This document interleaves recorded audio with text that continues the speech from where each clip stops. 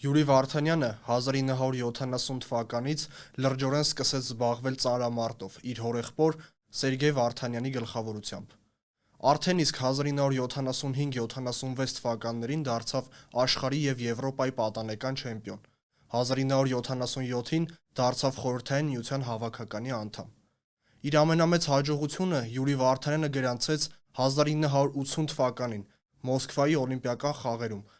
երբ 400 կգ երկամարտի աներևակայելի արդյունքը համարվեց 82,5 կգ քաշային կարգում չլսված երևույթ։ Վարդանյանը 43 ռեկորդի հեղինակ է՝ օլիմպիական չեմպիոն, աշխարհի 9-կի, Եվրոպայի 8-ակի չեմպիոն, ԽՍՀՄ եռակի չեմպիոն ու գավաթակիր։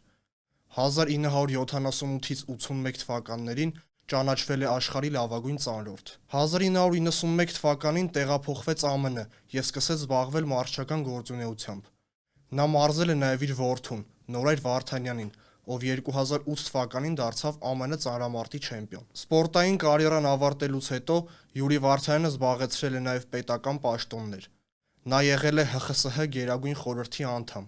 2009 թվականին նշանակվել է Հայաստանի Հանրապետության նախագահի խորհրդական, 2013 թվականին Հայաստանի Հանրապետության սպորտի և երիտասարդության հարցերի նախարար, իսկ 2014 թվականին Հայաստանի Հանրապետության արտակարգ և լիազոր դեսպան Վրաստանում և զբաղեցրել պաշտոնը մինչև 2017 թվականը։